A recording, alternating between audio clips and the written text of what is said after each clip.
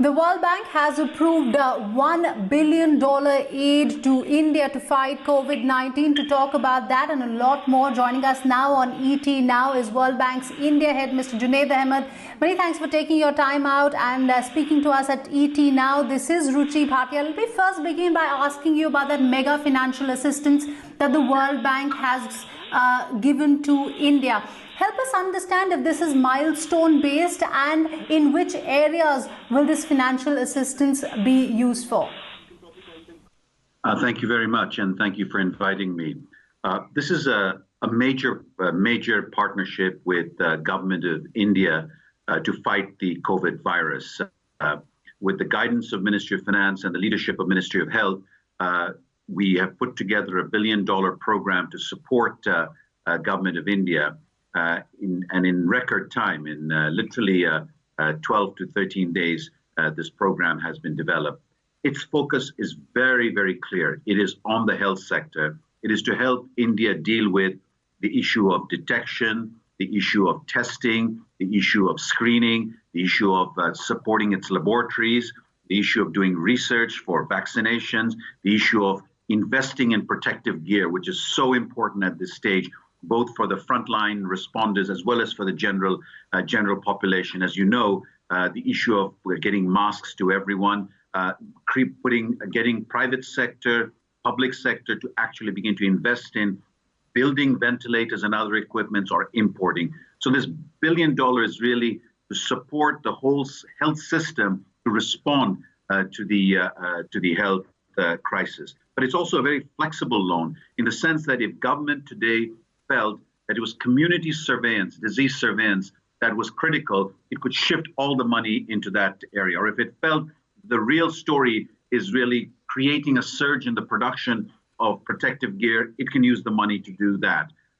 It's really about strengthening the public health system to respond to the COVID crisis. Oh, absolutely. It's great that you've pointed out about the public health system, and looks like there's a lot that we can do in that front as well. But let me get you on the fact that here in India, while the government is doing all that they can to ensure that emergency facilities are set up, we're still lagging in many areas, and which is why there is a need for private sector intervention as well. Mr. Ahmad, in your interaction with the industry, in your interaction with the government as well, how are both government as well as the private sector stepping up during these times of COVID-19?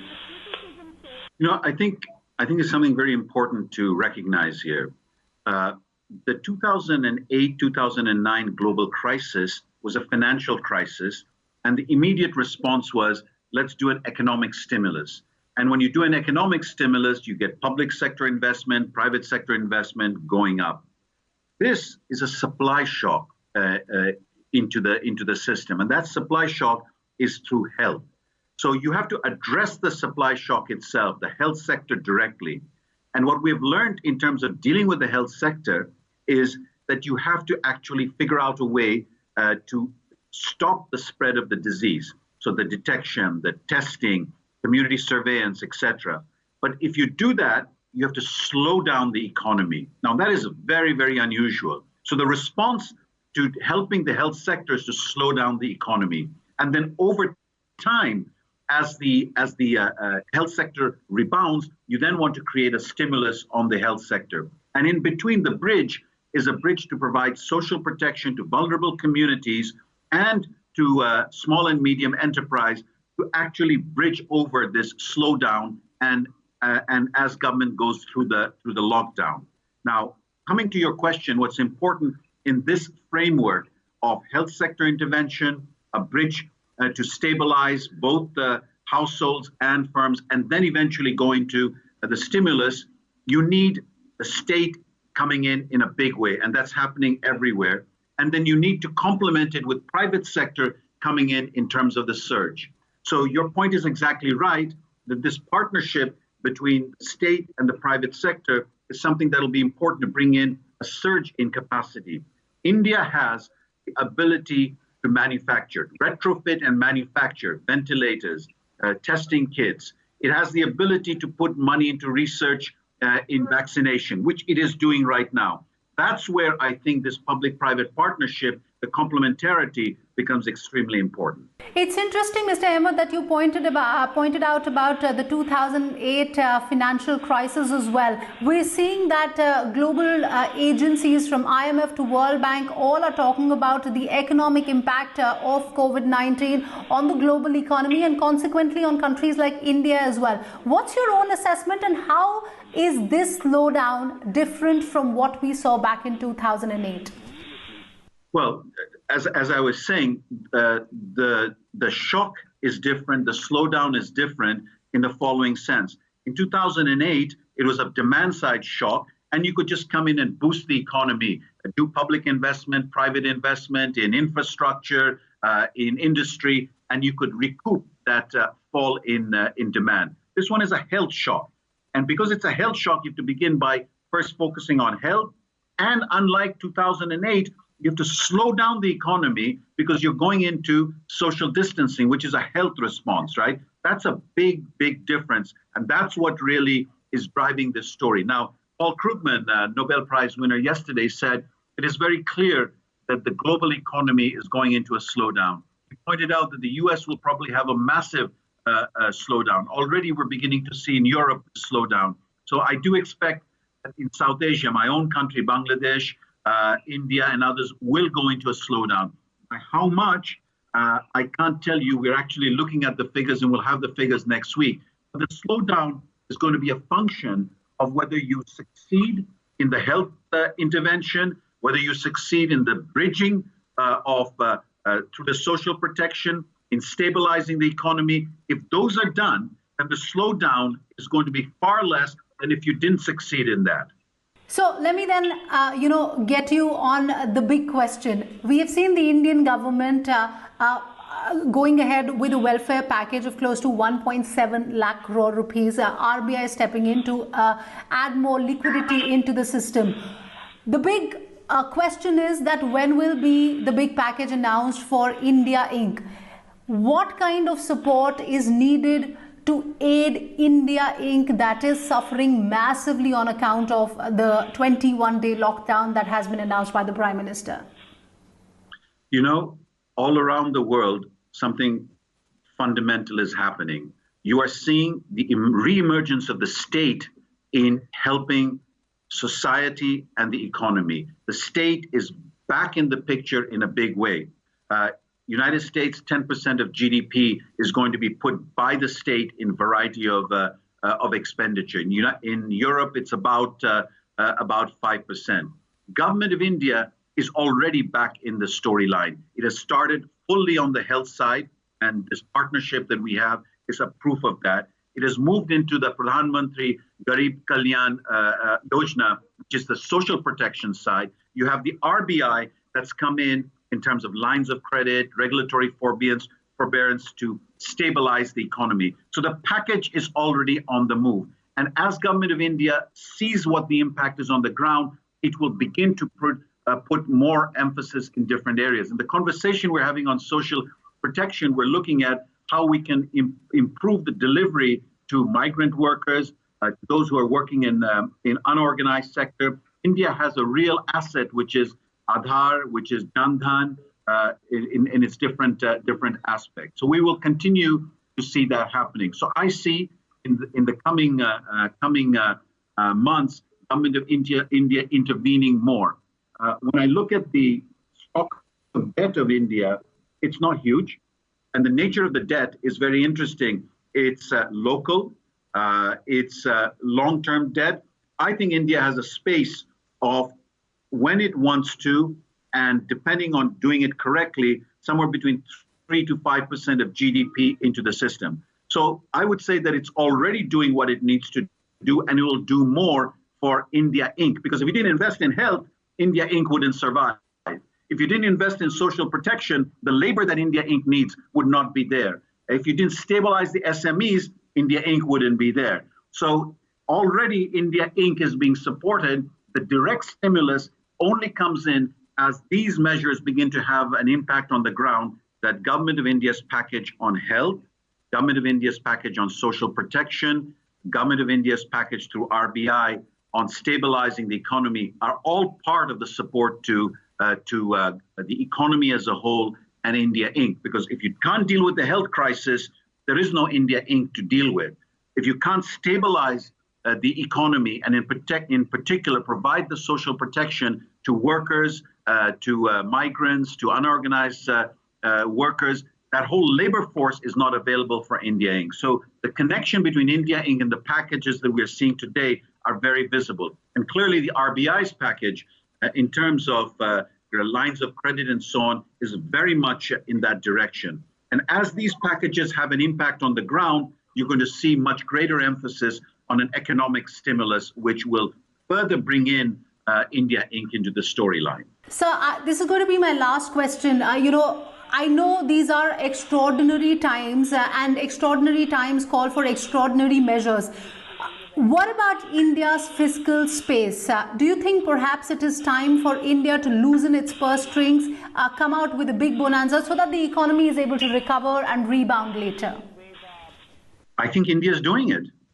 The investment in health, in social protection, and stabilizing the economy is precisely the type of expenditure that you want. So India is already in the game of stabilizing, protecting the economy, and most importantly, dealing with the supply shock health that's there. Now, can it do more? Of course, and that's what all governments across the country, world are learning what needs to be done more. So I think the idea that there is this package that comes in still falls from the paradigm of the 2008 financial crisis, where you just needed a fiscal stimulus to get it going. This is very different. It's not about a package. It's about intervening correctly in sequence from health to social protection to the economy. And I think that that's a very different storyline than the simple paradigm of a package. Already government of India is in this sequence, and I think we're going to see more of it. And that's the partnership that government of India has sought with us, the World Bank, other multilaterals, and organizations like WHO that has been pivotal in helping give the advice in how to deal with this health shock. All right, on that. Okay, moving away from that to what's happening, or rather what happened on the Wall Street today was yet another weak session. If you look at Nifty, it was down 270 points from the day's high to shut shop below 8100. Nifty Bank was 1,000 points off the day's high by the time it shut shop. Let's get in some more perspective on the market. Avan is joining us right now to give us a detailed wrap of all the market action. Avan? Well, thank God it's Friday, because the selling pressure just did not abate when it came to the indices.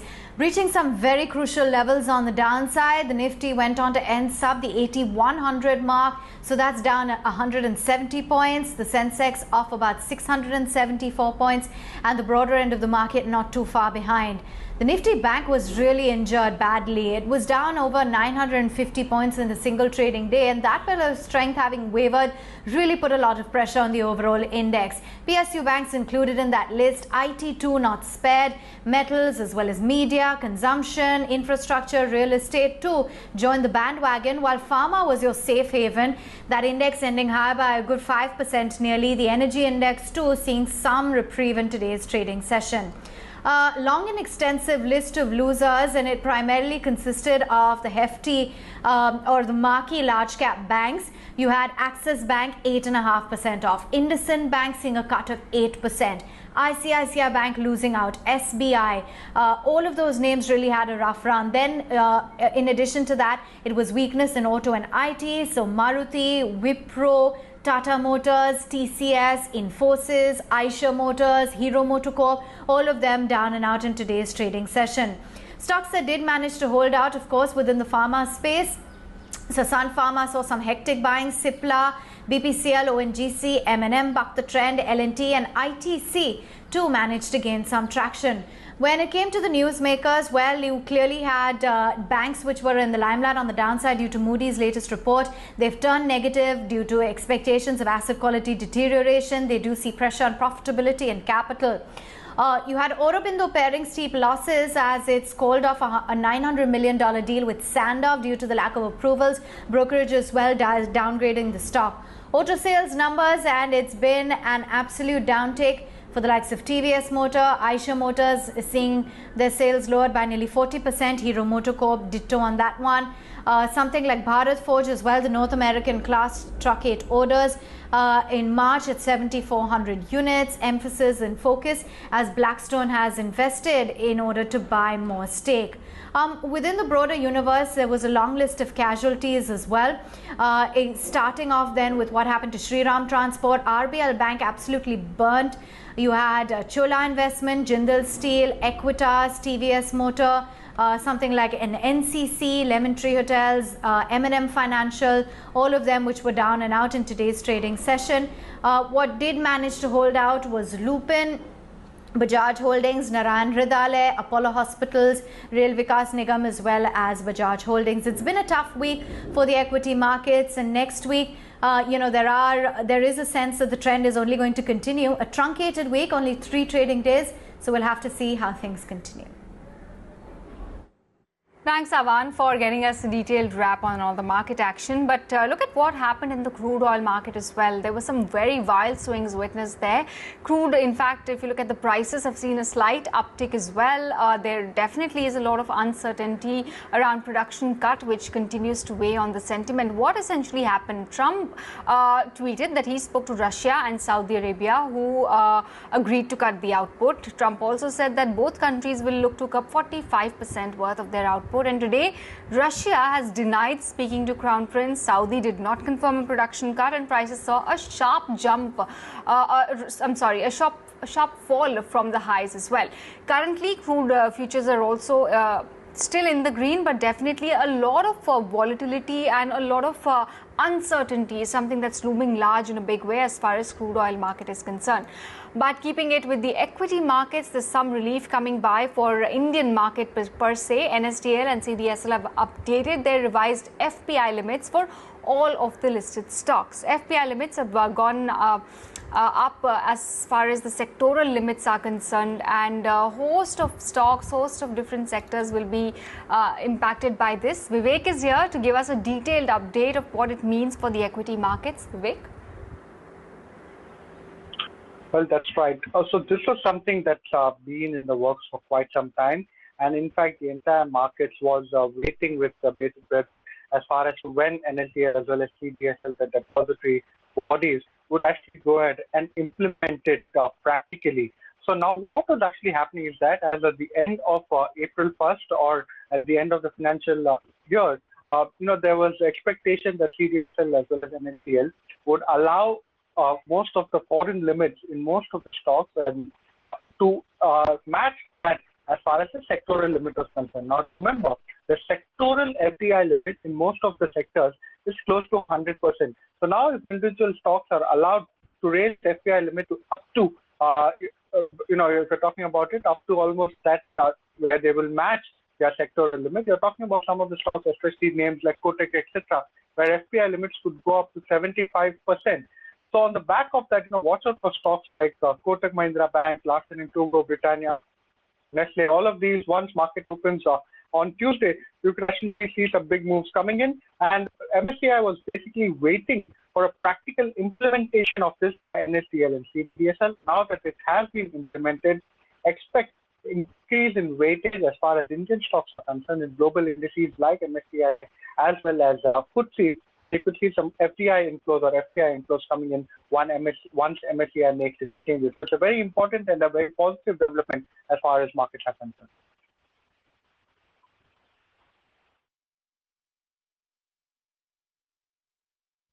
Okay. Vivek, thanks much for that. Nayantara is also here with a story with regard to EMI and bank moratorium, which was announced as well. Let's take it across to her for more on that story. Yes, this is big news. The Prime Minister's office as well as the Finance Ministry have taken cognizance of how banks are perhaps adding to the burden of borrowers, going against the spirit of the decision that was announced by the RBI governor, the intent of providing relief and liquidity and preserving cash flows to borrowers. What you have seen, and for which there has been so much furor as well, is that if you defer your EMI payments, if you do avail of the loan moratorium, it can actually cause a burden to borrowers in the long term. It went viral when the State Bank of India put up, on its website an example of how much more borrowers would have to pay, and it highlighted so by using a 30 lakh rupee home loan example, saying that if you've got a 30 lakh home loan, 15 years of maturity left, you could end up paying 8 extra EMIs. So basically what the banks seem to be doing is not only levying interest, but also interest on interest, and compounding that through the balance tenure, the loan tenure, which has the Prime Minister's office and the Finance Ministry quite upset.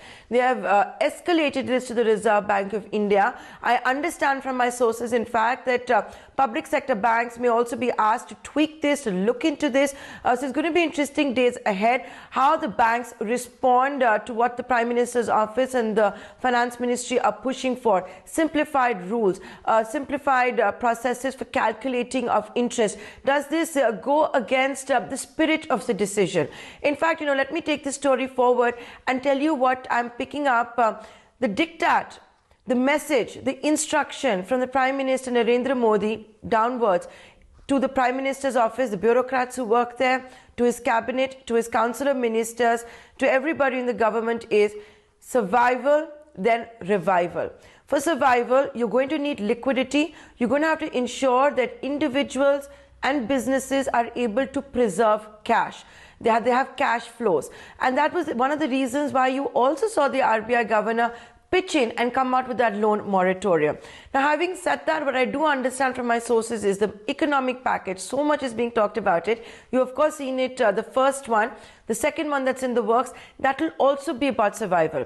It addressed survival at the bottom of the pyramid, and as they go up with the bottom-up approach, it's going to be, like I said, survival by preserving cash flows. And one of the ideas that is being looked at is increasing the limit of overdraft. Once again, banks will have to pitch in, carry on the spirit of the decision. The idea being that if you're allowed to increase the overdraft.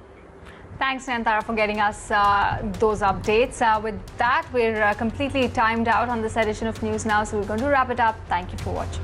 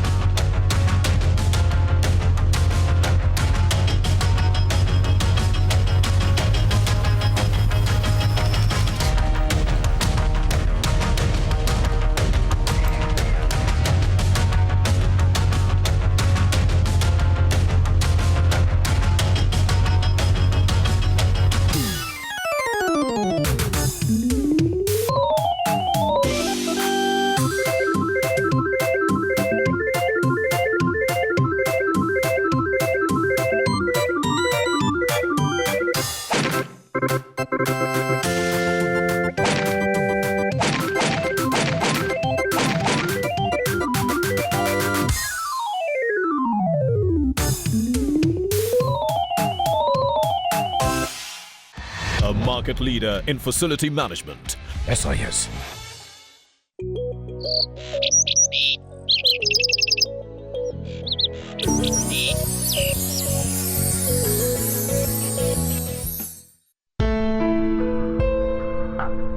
How responsibly every citizen in India behaves will determine what happens in the coming few weeks.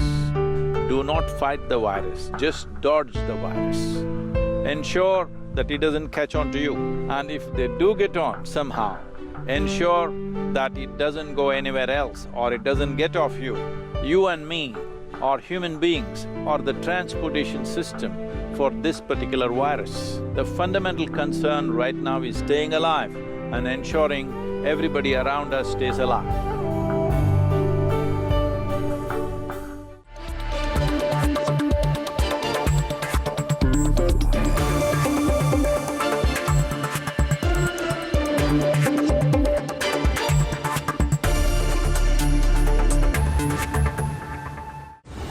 Corona, don't panic, be prepared. Brought to you by Thyrocare.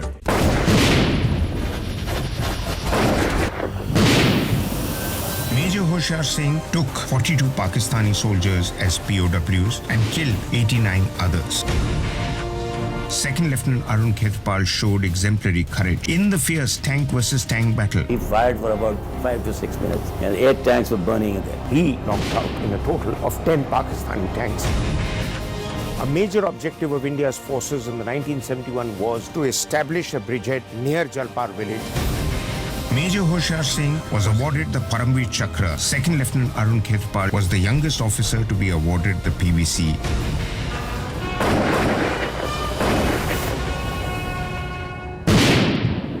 Tales of Valor.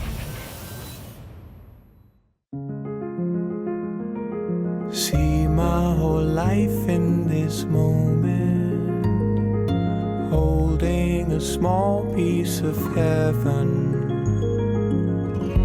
I hope that you love the view.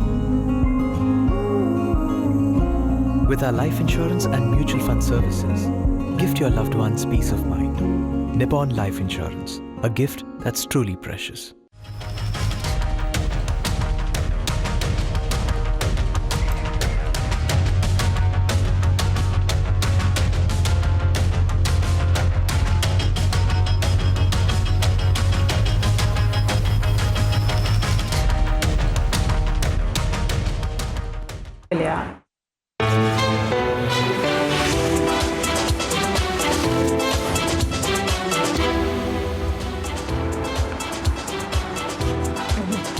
Hello everyone, a very good evening. You're watching The Money Show on ET Now's Rise with India Primetime segment. I'm Mubina Kabasi, and today we're going to be talking about the move that we've been witnessing in the equity markets. Plus, it's also, of course, the beginning of a brand new financial year, and I'm sure many of you may be using this opportunity to sort of give your mutual fund portfolio a relook, as you must do. We always advocate that you must give your mutual fund portfolio an annual review, even though you need it maybe for your retirement, maybe 10, 20, 30 years down the line. It's always a good idea to annually review your portfolio. But if you will review it, you will witness red on your screens.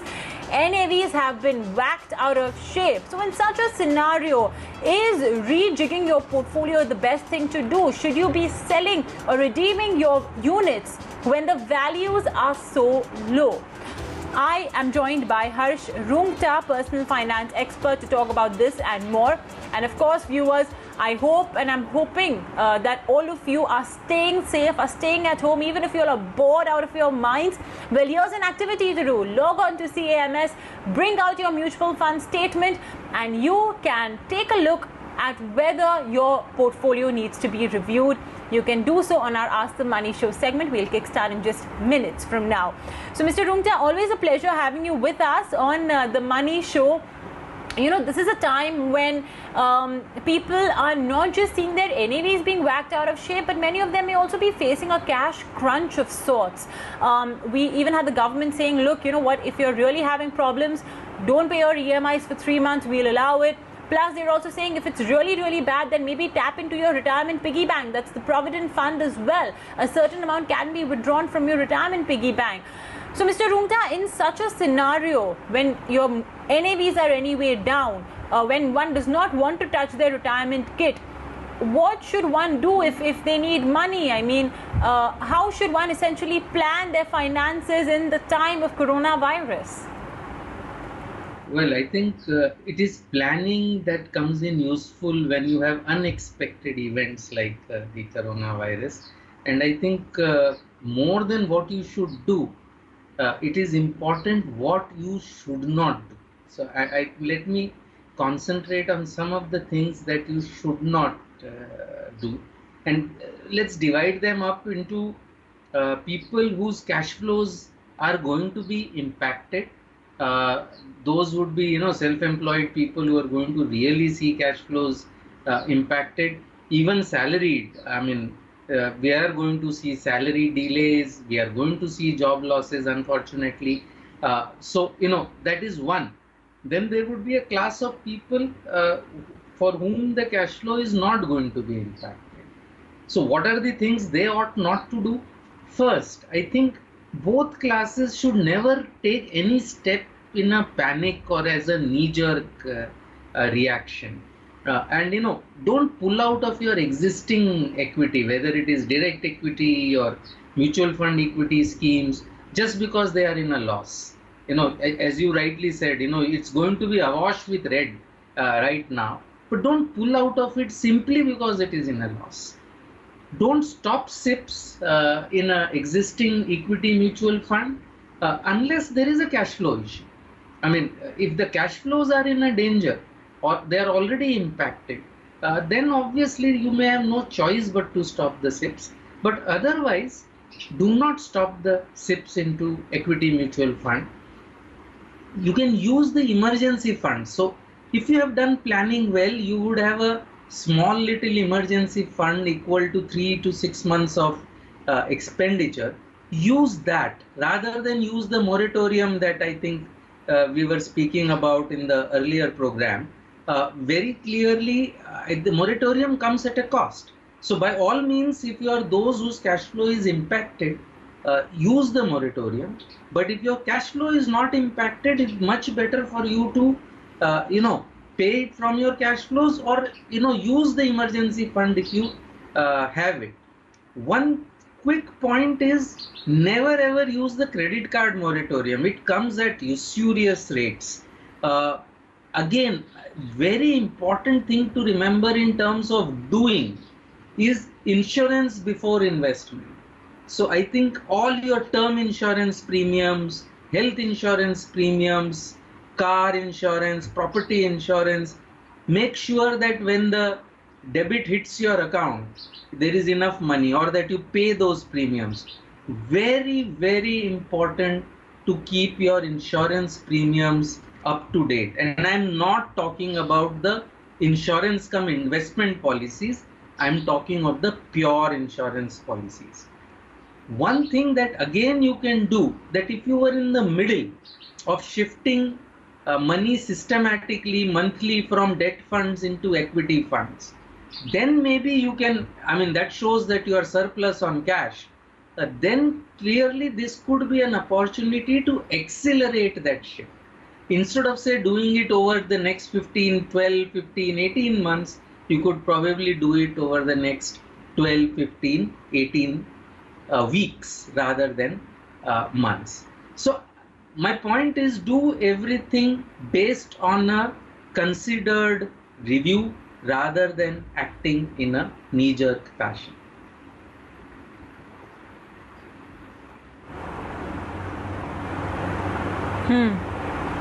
Okay, understood. Well, Mr. Rumta, when we had you during our Christmas special as well, you had mentioned that one of the resolutions of sorts that everybody should take was keep an emergency fund that would be worth a certain amount that would be dependent on your monthly expenses, and then multiply that monthly expense by 6 or by 8. So if our viewers had listened to you then, they would have been kind of okay right now. Now, Mr. Rumta, I want to talk to you about the bit that I mentioned. A lot of our viewers tend to look at their portfolios at the end of a financial year or at the beginning of the financial year. They look at their NAVs, they fall in, etc. But, again, you have to ensure that your mutual fund portfolio aligns with your goals. So let's say something has come up and you need the money, say, next year, which means you have to put certain money in debt funds or whatever rejigging you have to do. Given how markets are right now, given how NAVs as well are right now, a retail investor cannot time the market. So would you advise them to postpone any sort of mutual fund portfolio review they may have scheduled for doing around this time? I think you should have a fixed review date and even take